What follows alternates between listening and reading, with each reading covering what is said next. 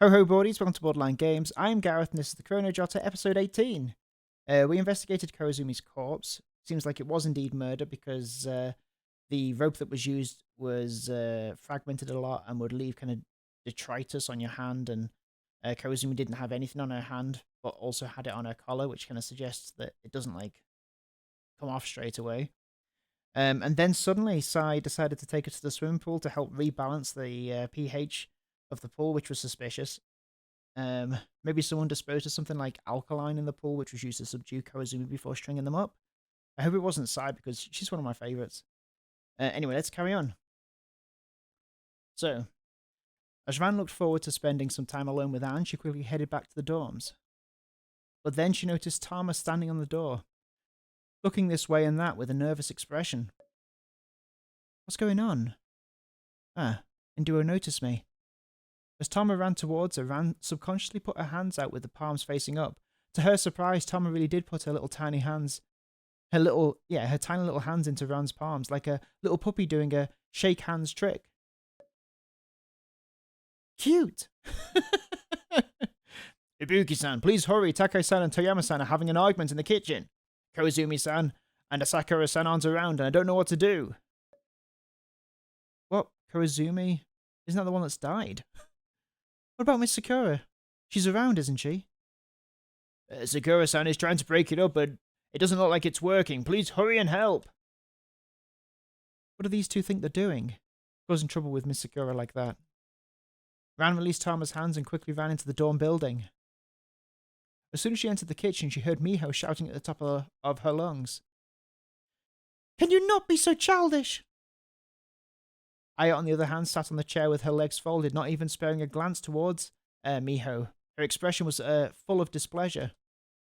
Anne stood between the two of them, helplessly repeating, "Let's not fight. Let's sit down and talk it out properly," over and over. Miss Sakura. Ran was more concerned with the bewildered expression on Anne's face than she was with the spat itself. Ibuki-san. Huh? Miho rushed over and seized Ran's wrists. We're leaving! What? Miho dragged Ran up the stairs to the second floor and then into their room. Miho slammed the door shut behind them and fell into one of the chairs. What are you even doing? Nothing. I was just using you as an excuse to get out of there. You came just in time. Ran pulled up a chair next to Miho's chair and sat down. At least this means you're not going to finally spill the beans about why... It means you're going to finally spill the beans about why exactly you two are fighting, right? Our reason for fighting would sound quite mundane to an outsider, so I don't want to talk about it. You two really are making a lot of trouble out for everyone at this point, though. It's fine. I'll figure out a way to deal with it. This is a problem between you and Toyama. I'm pretty sure that you trying to figure something out just by yourself isn't going to be sufficient. Miho wanted to contradict Ran, but she found she had nothing to say. Let's talk about it later. No. Ran leaned over the table, reached out and grabbed Miho's shoulder. Miss Sakura came out to try to mediate between you to herself. Tried to mediate between you to herself. Try that again. But neither of you paid any attention to her. You've made quite a lot of trouble for Miss Sakura. Miho shrank back a little, just like she did in the classroom, when the newly arrived Ranabuki had forcefully demanded that she reveal the name of the victim. So I need to do something about your problem quickly so that Miss Sakura can be free of the need to worry about the two of you. Even though Ran had said it in a reproaching tone of voice, the words she'd said immediately made Miho seem to relax. Wow, you really are terrible at showing your concern for others. But you and Anne are both good people and I don't want to cause any more trouble for the two of you. Ran sat back down and shook her head. Any goodness I possess is entirely the result of Miss Sakura's influence on me. Anyway, just give me a little more time. Once I've prepared myself, I promise I'll tell you about it. Alright, Let me know after dinner. After dinner, then. A new recall point. Oh, okay. So, who are we going to speak to now? Toyama, Sayuruno, and Ansakura. Or Tama. I'm going to go here. Why would I speak to Tama right now? Unless maybe... No, it's too late. Ran headed downstairs and swerved into the dining hall. Tama Indura wasn't around anymore. In her place was Sayuruno. Anne, look! A romantic rival! Oi! Toyama! Aya feigned intimidation and ducked behind Ansakura. You're fighting this badly and you still don't want to talk about the reason. Oh, if you're still asking, then that means Miho didn't tell you while you were upstairs either, right? And I'm not telling either. Even though she hasn't told me, she's agreed to talk about it with me afterwards. So if Takai's willing to make up with you, are you willing to cooperate as well?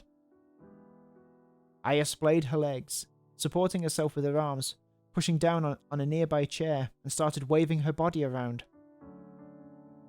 Well, I can't answer either, since you haven't actually gotten anywhere yet. Anyways, as soon as Miho decides to agree with me, we can immediately make up. That's been my stance since the beginning. Sure, whatever. We'll see what Takai has to say about it when we get there, I guess. You sure are busy, Ibuki. Not only do you have to think about your way through the case, you also have to handle all these interpersonal relationships too, now. Don't just mock me from the sidelines, you try coming up with a way to fix this too, Yuruno.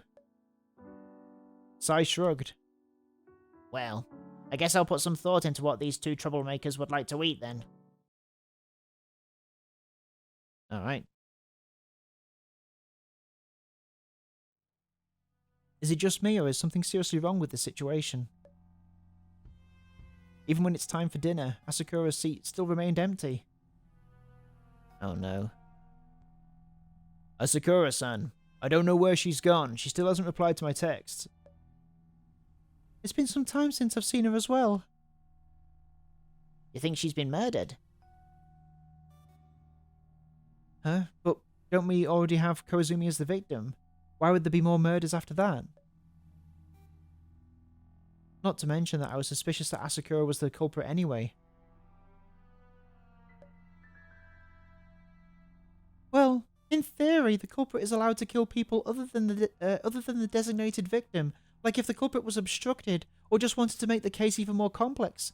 Of course, if they get exposed before they even get to the designated victim, then it's 0 points for them. Points? Right, that time Asakura killed me in the recall, it was because she was afraid that I'd notice an inconsistency. Makoto could still be alive. If she's in a situation like what Ran and Inata encountered before, that'd be quite unfortunate. We should go look for her. Misakura is right. Let's go looking. Dinner can wait until afterwards. Is she going to be dead? The students paired up and started searching all over the school for Makoto Asakura, except Miho and Aya, who would normally be inseparable from each other. They'd split up this time, with Miho partnering with Sai and Aya, and Aya partnering with Tama. Ran and Ann, on the other hand, went together to the schoolhouse to search for Asakura. Even though the lights were on in the hallways, it was still quite dark. Ran and Ann intertwined their fingers and stuck very close to each other. Are you afraid of the dark, Ran? Yes, a little bit. Really, it's other things I'm afraid of. The two of them slowly advanced, calling out Asakura's name as they walked. Soon they reached the damaged stairwell that Ran had discovered previously. Oh yeah, that's right. Asakura, do you know when exactly those stairs broke down? The situation is now very different from before, and disregarding the other students, perhaps Miss Sakura, who shares certain peculiarities with me, can tell me something useful. Yeah, it was when we'd just arrived at the school. We wanted to visit the second floor to see what was up there. Makoto was at the very front when suddenly the stairs just completely collapsed. Because Makoto was really tall, she didn't trip even when she lost her footing. She just sort of stood there in the pit in astonishment. At the time, we all found it hilarious. What? That's it? And the second floor, what was there? I didn't see anything particularly interesting when I visited the second floor. Maybe if Miss Sakura and the rest were able to reach it from some different route, they could perhaps have seen something? We're not really sure. We've never tried going up again. Mostly because there's no use for the upstairs. The school's very old in many places, and the visible signs of decay. We were worried that the other stairs were suffering from similar issues, so out of safety concerns we didn't make any other attempts. But the rooms we frequently use are all in very good shape. Only the places we almost never go seem old and dilapidated. Huh. I never noticed. Could it really be that simple? If I'd known, I'd have asked Indiro directly and saved myself a lot of speculation. We've only shown you around to the most commonly used areas after all. After Anne finished speaking, the phone in Ran's pocket began to vibrate, echoing slightly in the hallway. She unlocked it and looked at the message from Tama. Buki-san, we found Asakura-san's corpse near the swimming pool. Was she poisoned in the swimming pool?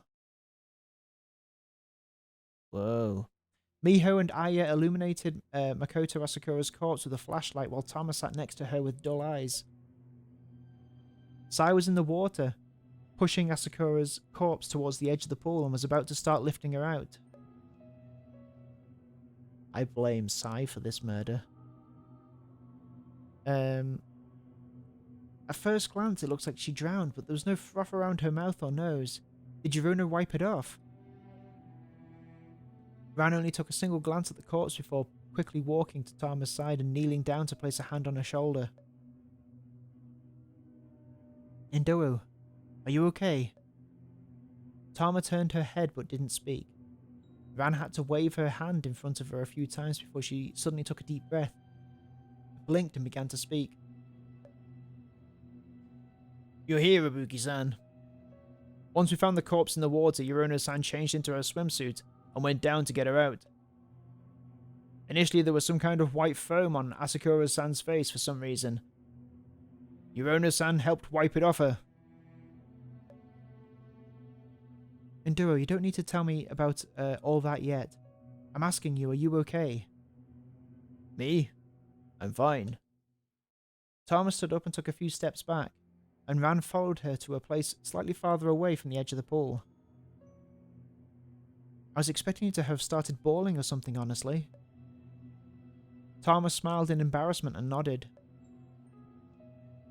That's probably what would have happened before, but not anymore. After talking it out with Asakura-san, we've each changed in ways greater than I could have imagined. And the most important thing is that after I saw Asakura-san's corpse, I had a sudden revelation.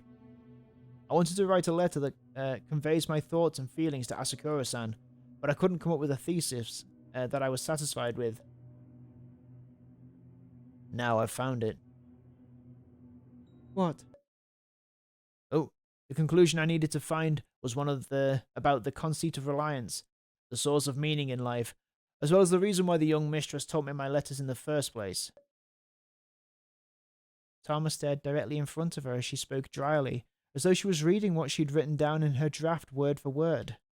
And after Tama finished speaking, Ran suddenly lost her balance and fell to her left side. She instinctively reached out for and grabbed Tama's shoulder as the massive headache brought her to a knee. Oh. Oh, okay. I remember now. Yanagawara, Shirahana, and Indoro Tama. A mere connection like this was sufficient to... Gah! Ibuki-san, what's wrong? Hearing Tama's cries, Anne, who'd been standing by the pool, rushed over as well.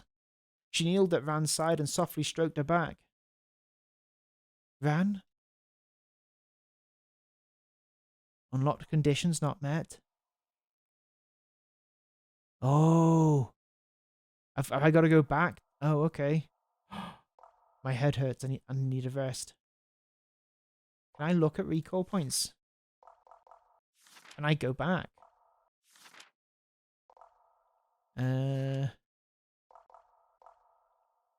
Not only had she failed to find more clues, but she'd been left... Can I do this now? No. No, I can't do it now. Yeah, okay. So I can't do it now. Unlock conditions not met. Okay, my head hurts and I need a rest. I don't know why my head hurts so much. Gah! Ran lowered her hand from Tama's shoulder, for fear that Ran would hurt her. It must be that I've almost managed to recover my memories regarding Ninduo, but... Miss Sakura. Anne knelt to the ground and held Ran's hand tight. But I'm still just slightly short on the mark. If only I understood Ninduo just a bit better, then maybe I could remember it. My head didn't hurt nearly this much either, with either Koizumi-san or Asakura. So why is it that this time? Ran, I'll bring you back to the dorms to rest. But the corpse? Let Miho and the others handle it. You look terrible right now. Anne helped Ran stand up and the two of them leaned on each other as they headed towards the dorms. Ran laid on the bed, her brain still in total disarray. After Ran took Ran in, she sat on the bedside and combed her hand through Ran's hair. Does it still hurt? I can wait for you until you fall asleep if you want. You're still so good to me, Miss Sakura, even if your personality is so different from how it used to be.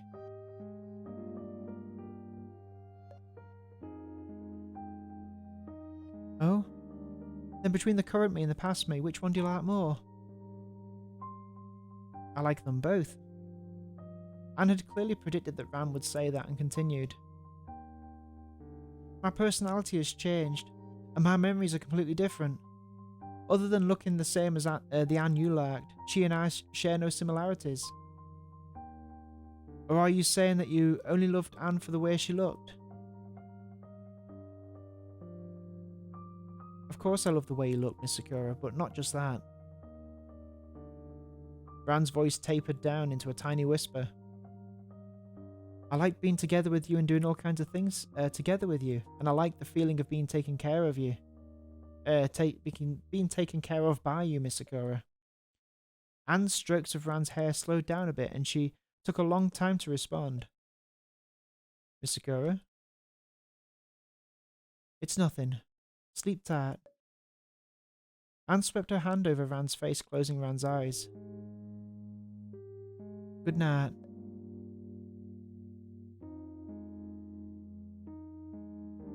Different eye colour, is that the different personalities? The sound of rumbling stars approached the room once more, so I immediately took control of Ran's body and sat her upright. I warned you several times not to disturb Ranabuki again. The fact that I don't know how exactly you and this school are connected is the only reason that I haven't. My life is like unto a candle's last vestiges flickering in the wind, where Ranabuki can find me a path to survive. Vol. Hearing this, I tilted my head and peered at the countless stellar bodies behind it. Their revolutions accelerated and decelerated at uneven intervals. It seemed to imply some kind of disorder. You're about to die. It didn't answer me. From what I could tell, its external appearance and the sound of its stellar revolutions hadn't changed at all. Perhaps it had long ago entered a state where it was merely waiting to die. Was that why the school seemed so dilapidated? Was that related to its impending demise? If Ranabuki remains in this place, my existence will be prolonged.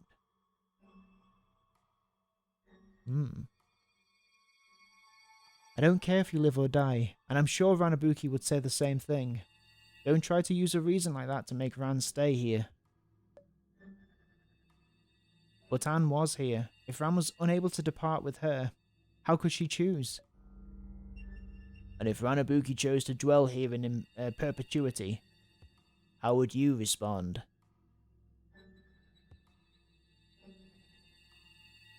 It was as though it had guessed what I was thinking and presented me with a question I was already contemplating. Ranabuki ought to do as she wants. On a fundamental level, there's no such thing as any choice for me to make. I placed her hand on her chest and felt her steady heartbeat. Oh, I see, because she's controlling Ran's body, right? I belonged to her. It began shifting, its massive body, as though it were preparing to depart. This was its shortest visit to Ran's room yet. Had it already achieved its goal? I cannot detect any signs from you that your life is nearing its end. Why do you say that you are, why you are close to your demise? If Ranabuki departs this place, the answer to the query will be self-evident. If Ranabuki remains in this place, the query itself will lose all meaning.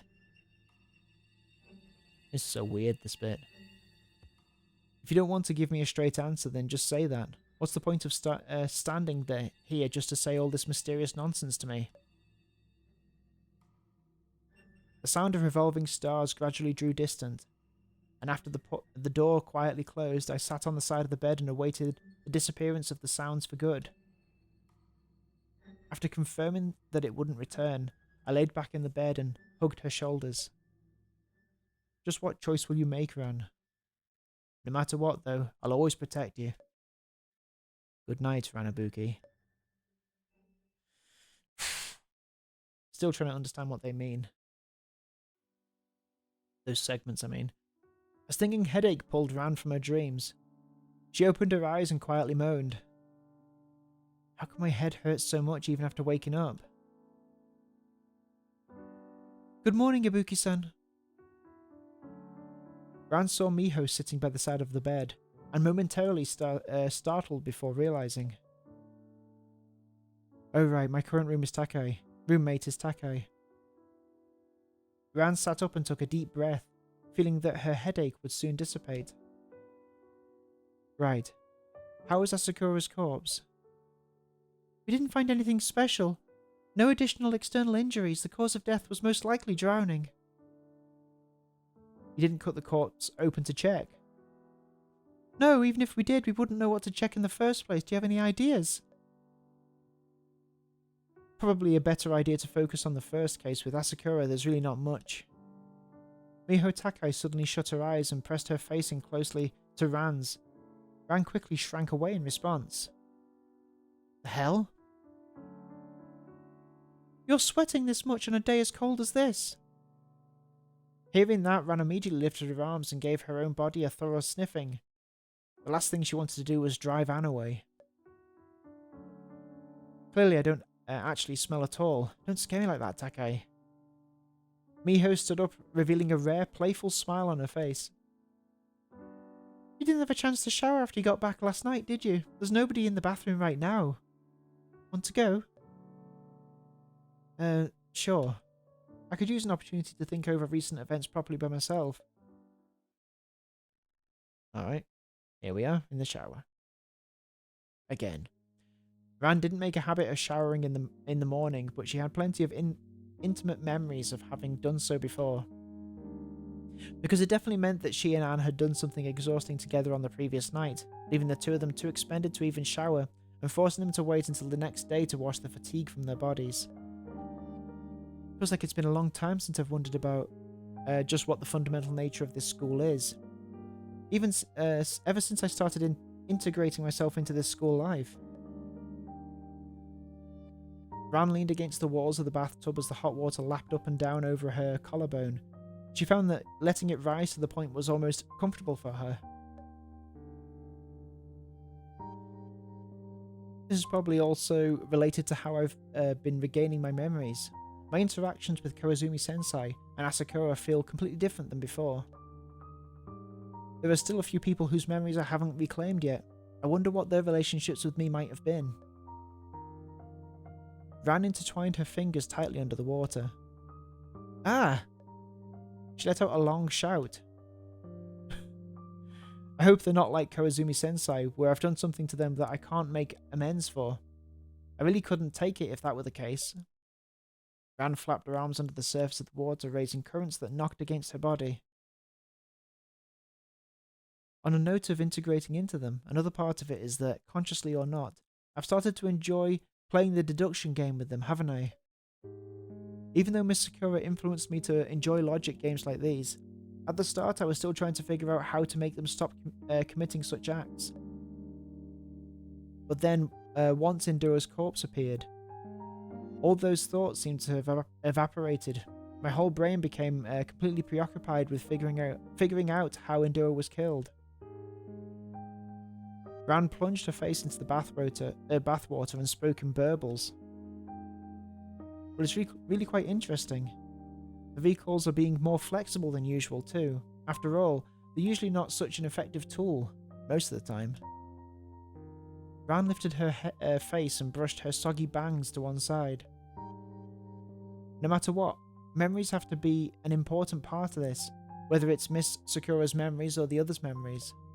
Let's solve the case first and then try to get all the remaining memories back. Ibuki-san? Induro, what is it? Sorry for interrupting. Could we wash together? Why is Induro coming in to wash up now? Sure, no problem. Ran had originally thought that Tama would need some time to change out of her clothes before entering and that she could use this time to prepare herself mentally, but she hadn't expected that Tama would just immediately pull the door open and barge right in, already fully undressed. Now why does that remind me of Asakura asking if she can come in, while already having fully prepared on the assumption that I'd say yes? After Tama entered, the first thing she did was bow lightly towards Ran. That sight made Ran a bit nervous, and she subconsciously shifted her gaze away. My apologies for the disturbance. Do you come in for morning showers often, Induro? As Ran spoke, she swam to the edge of the bath, making room for her in advance. Oh, not usually. After I figured out what to write last night, I pulled an all-nighter at the dorms and finished it all in one go. Tama smiled awkwardly from under the shower head. It's convenient since Asakura-san isn't present for the moment, so I wouldn't impact anyone else by working overnight. As the fragrant and warm water showered onto Tama's skin, a drop of water slid from her shoulders to her heels.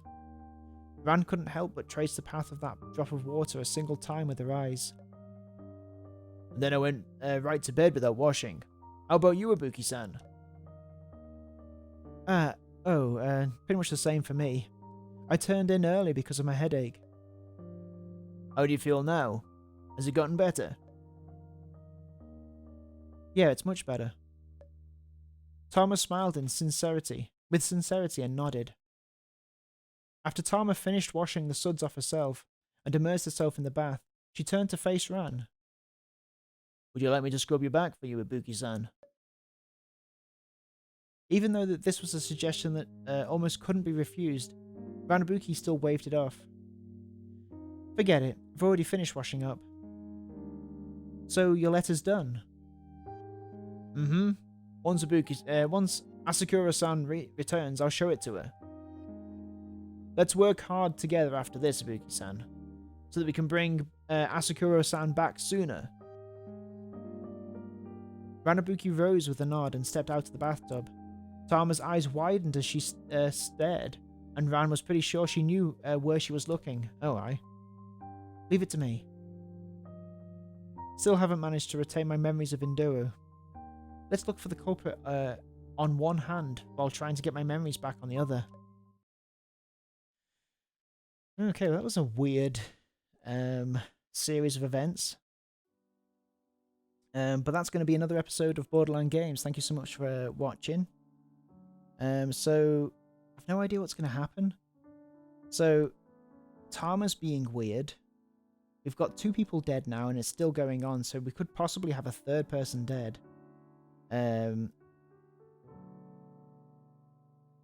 Tama's being weird. Yurono Sai is being weird. I don't know who it is. Anyway, We'll see you next time for some more Chrono Jotter. But for now, it's goodbye. Have a good evening. I'll see you all later. Bye-bye.